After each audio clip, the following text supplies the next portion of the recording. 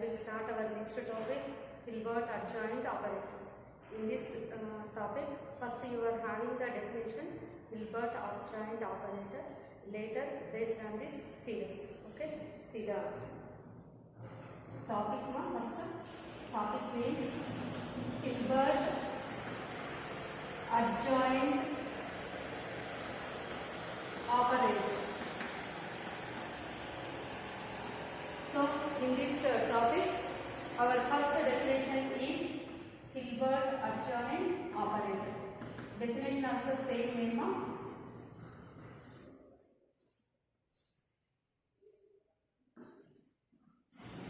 What is the definition? Hilbert adjoint operator. So here the definition is, let T from H1 to H2 be a bounded linear operator on the Hilbert spaces H1 and H2. Then the Hilbert adjoint operator is denoted with T star from H2 to H1 by inner product of Tx comma y is equal to inner product of x comma T star y for all x comma y belongs to H1. Then this T star is called Hilbert adjoint operator of T. Okay. So here what is the definition now? T from H1 to H2 be a bounded linear operator and on the Hilbert spaces H1 and H2. Then the Hilbert adjoint operator T star is reversed H2 to H1 by inner product of Tx comma y is equal to inner product of x comma T star y for all. Here x belongs to the domain set, comma y belongs to the codomain set. Okay, right. Now I will write the complete definition on the board. See the definition. Let T from H1 to H2 be a bounded linear operator where T1, T2s are Hilbert spaces, where T1, not T1, no H1, where H1, H2 are Hilbert spaces. Then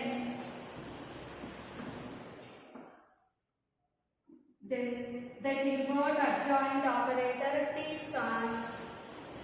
Then the Hilbert adjoint operator T star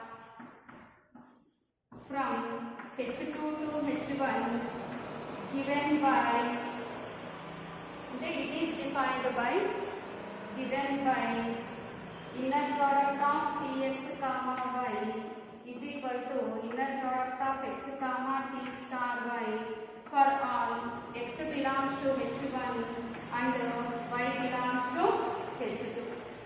This is the complete definition of Hilbert adjoint operator.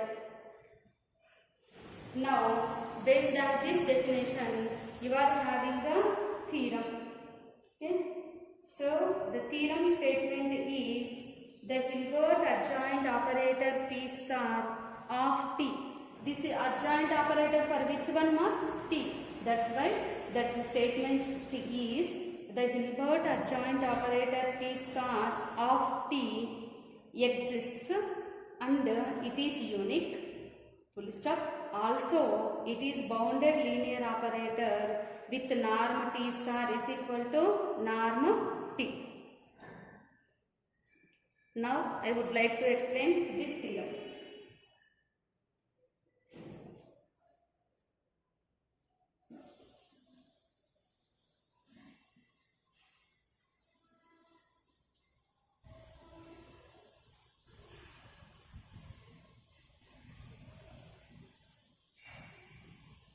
Right now, next line, theorem. Statement is The Hilbert adjoint operator T star. The Hilbert adjoint operator T star of T exists and it is unique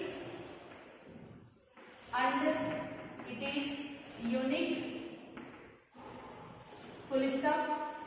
Also it is bounded linear operator. Also it is bounded linear operator with bounded linear operator with norm T star is equal to norm T.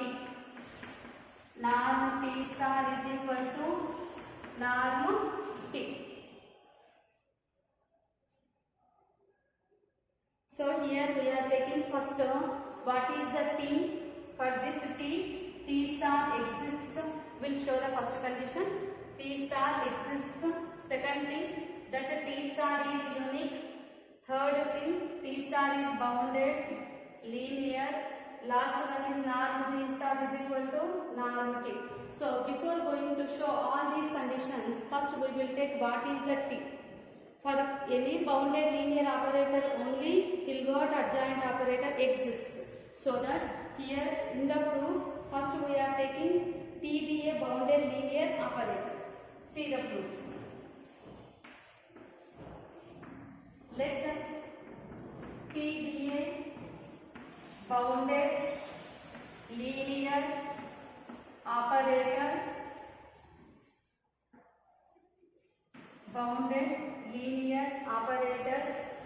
Next line we are defining a mapping. So next line is define a mapping small h from h2 cross h1 to scalar field k given by, write the elements in the next line. H of y comma x is equal to y comma tx. H of y comma x is equal to scalar field k, nothing but inner product of y comma tx. Inner product of y comma tx for all. If you are observing these two elements, y belongs to our second set, x belongs to this one. So here x belongs to h1, comma y belongs to h2. Like this we define the mapping h. Now we want to show that this h is a sesquilinear functional. Next thing, h is a bounded and norm h is equal to norm t. Once we are showing all these conditions, then h is bounded sesquilinear functional. Once it is bounded sesquilinear functional, then we can apply Rees representation theorem for sesquilinear. Rees representation theorem for sesquilinear. Once Rees representation theorem we have to apply, then T star exists. Later we can show that T star is adjoint operator. Third thing is T star is equal to T. Okay. See the next line now. Consider h of alpha y1 plus beta y2 comma x. Consider h of alpha y1 plus beta y2 comma x. Using this, here we have to show that this h is a sesquilinear. Okay. For this sesquilinear, here we have to calculate h of, we have to simplify this thing, okay, by using the h of y comma x definition. Okay, see, right next line. Therefore, h of alpha y1 plus beta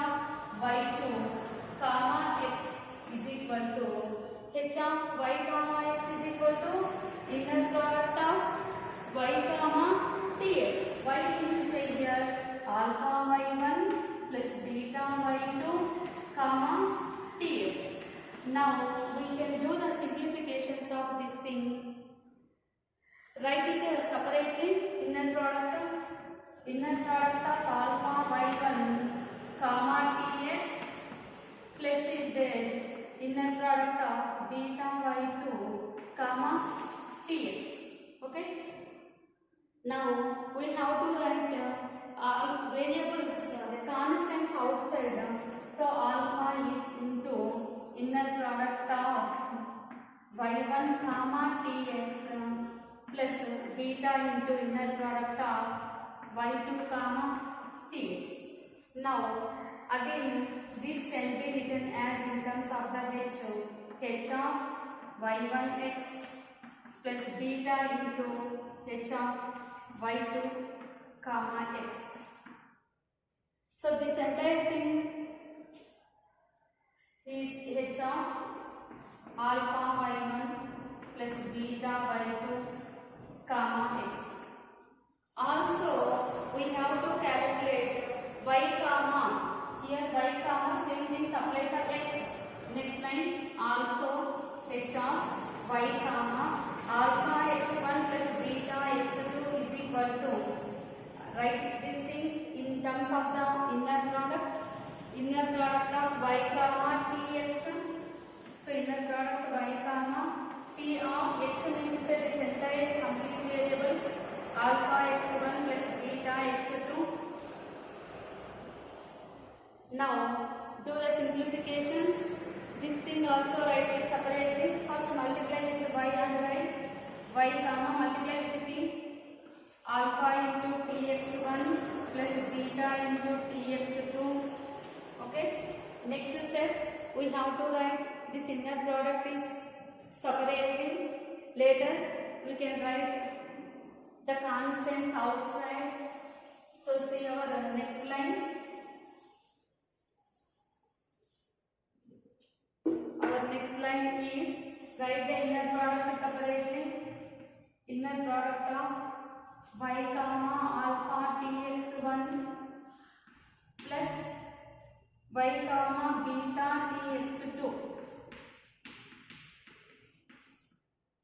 Now write the constant outside. Constant is the second variable. So when we are writing outside, bar exists. Alpha bar into inner product of y comma tx1 plus beta bar into inner product y comma tx2. Again it can be written in terms of the h.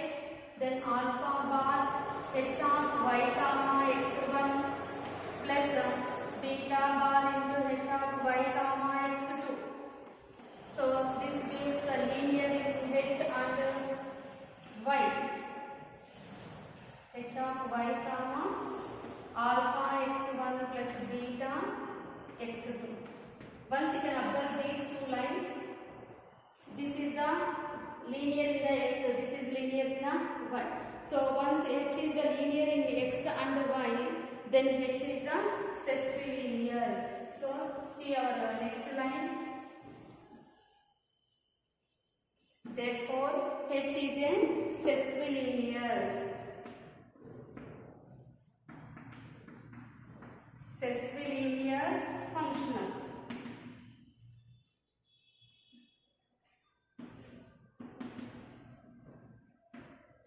Later we have to show that this s is, this h is bounded and norm h is equal to norm t. So our next line is, now we prove that h is bounded and norm h is equal to norm t. Okay. Our next line is, for this conditions, for we are using by the definition of norm h. So our next line is, by definition of by definition of norm of H, comma, write in the next line the definition. Write in the next line norm H is equal to supremum of x non-zero belongs to H1, y non-zero belongs to H2. The definition is modulus of h of y comma x by norm y into norm x. This is the norm of h by the definition. Next, supremum x non-zero belongs to H1, y non-zero belongs to H2. In place of h of y comma x, we have to apply the definition that is modulus of inner product of y comma tx by norm y into norm x. Next, we have to apply modulus of inner product is nothing but by the square chain equality norm y into norm tx. Then this equality changes to less than or equal to supremum, no change in these equations, x non-zero belongs to H1, y non-zero belongs to H2. This entire thing by the square chain equality less than or equal to norm y into norm tx by norm y. Here norm y is cancelled, norm x as it is. So write the remaining terms. Write remaining terms. See the I am writing here the continuation. Norm h is less than or equal to what are the remaining terms? Supremum of y terms are cancelled, right? Y terms are cancelled. So we have to write only x terms. What are that? Supremum of x non-zero belongs to H1, norm tx by norm x. This entire thing gives the norm h, norm t definition. So which entire thing is less than or equal to norm t. Let it be equation number 1. T is already bounded, so that which is equal to norm h, so that h is also bounded. Therefore, h is bounded.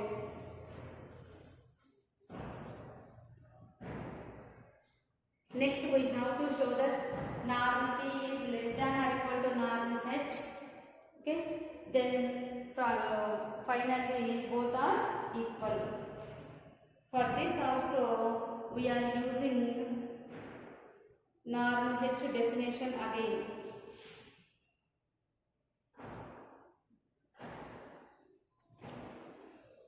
Okay, ma'am?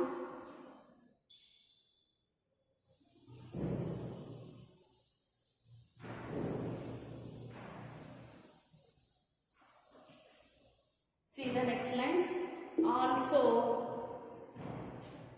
norm h is equal to supremum of, same definition once again we have to write. Norm h is equal to supremum of x non-zero belongs to H1, y non-zero belongs to H2, modulus of h of y comma x by norm x into norm y, otherwise norm y into norm x. Anyhow both are same only. Next line also same thing. In place of h of y comma x, we have to substitute the value in terms of the inner product. Modulus of inner product of y comma tx by norm x into norm y. Okay. Our next line is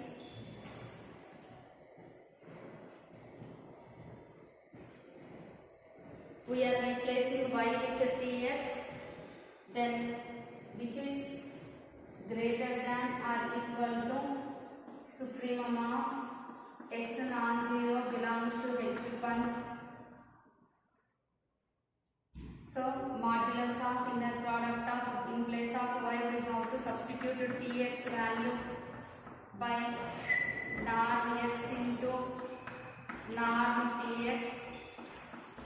So which is greater than or equal to, here we have to substitute the inner product formula.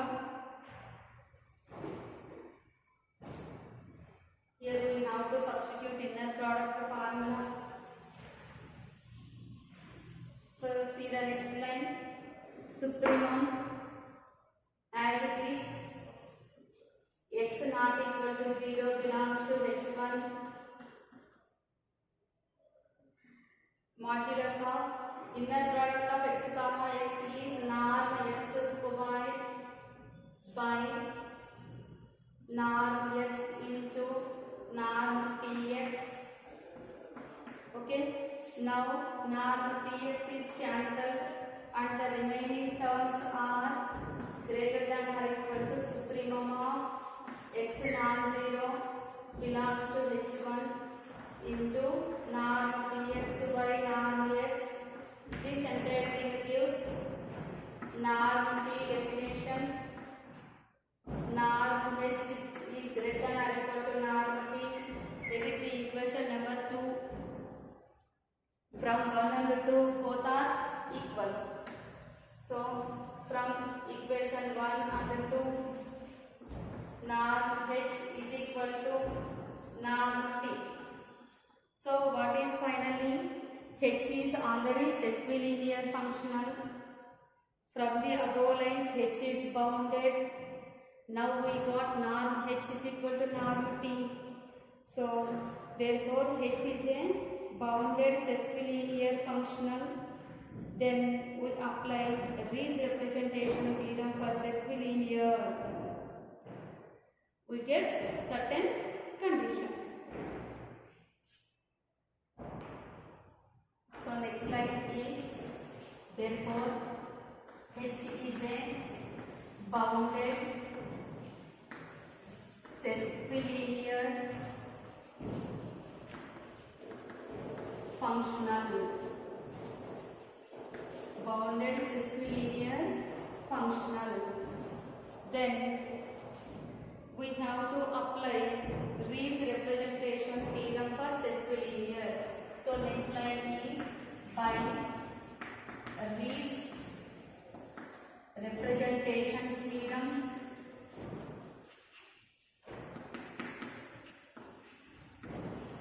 for sesquilinear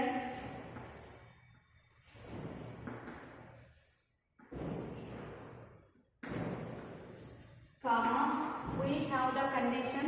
By applying that we will get directly this condition. So we have h of y comma x is equal to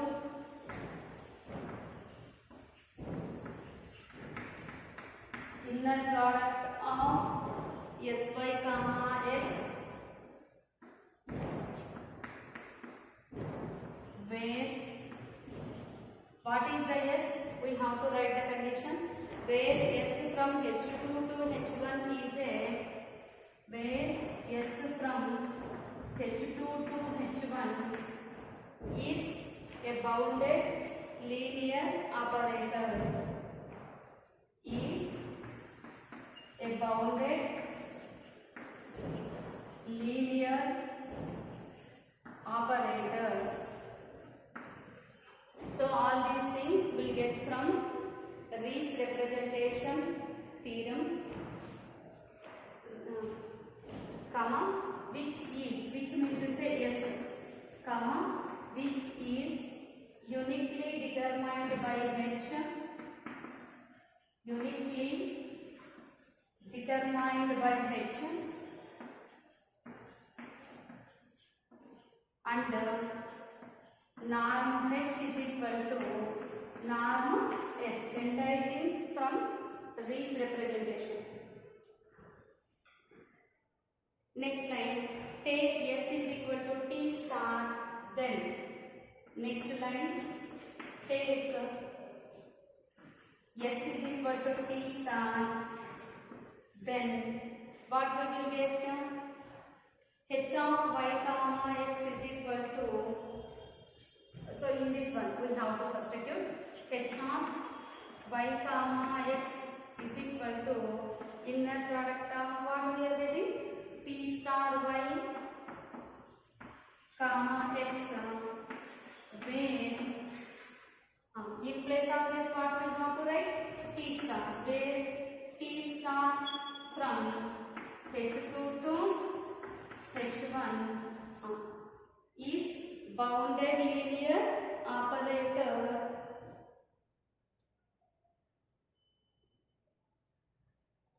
T star from h2 to h1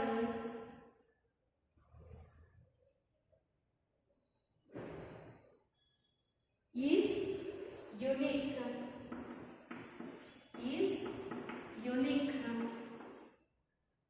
and the next line is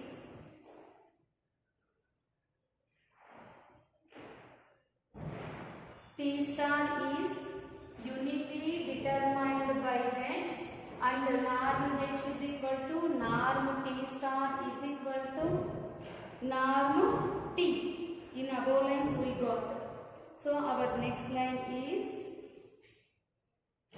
therefore T star is uniquely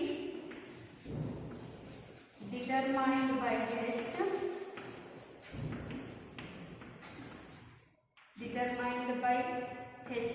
such that in this condition we have to write norm h is equal to norm T star. In the above lines we got norm h is equal to norm T also. Okay, norm h is equal to norm T star is equal to norm T.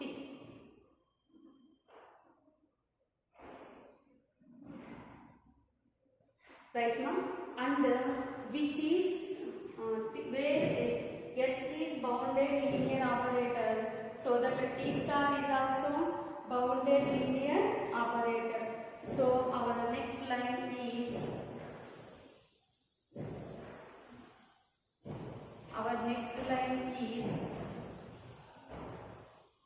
also T star is bounded linear operator.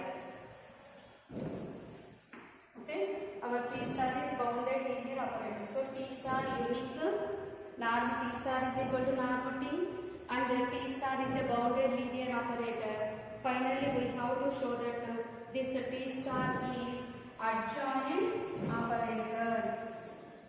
Our last condition is T star is adjoint operator of P. So this is the last condition.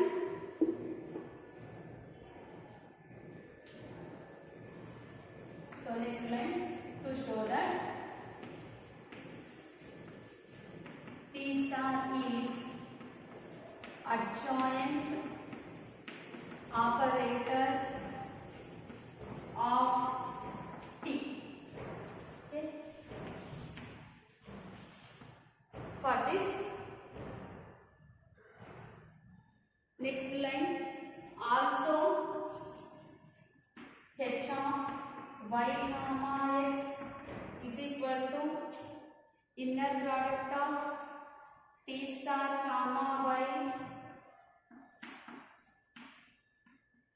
T star y comma x we have in the above line.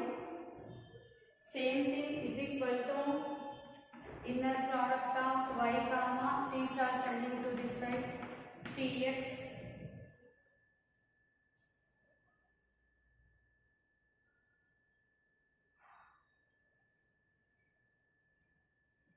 So here what we are taking is, I will give the clarification to you in the past part. This is only for your understanding purpose. In the starting lines we have y of x comma h of y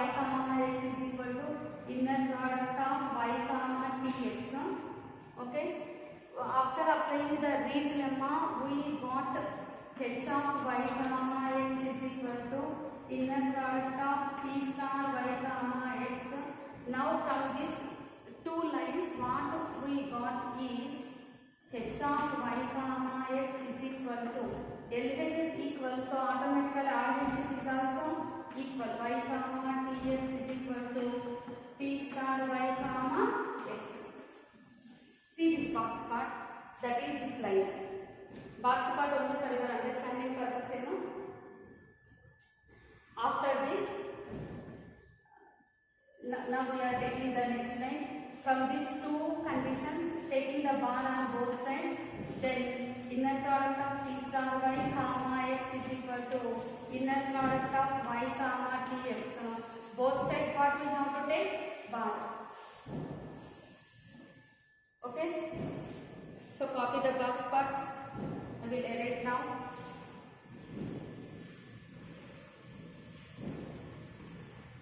Now, next line. When we are writing the variables are because in the inner product, then automatically double bar exists. Double bar is nothing but variable itself. So here variables are inner product of x comma t star y is equal to inner product of tx comma y. This is nothing but adjoint operator definition. So therefore t star is adjoint operator of t. Hence proved.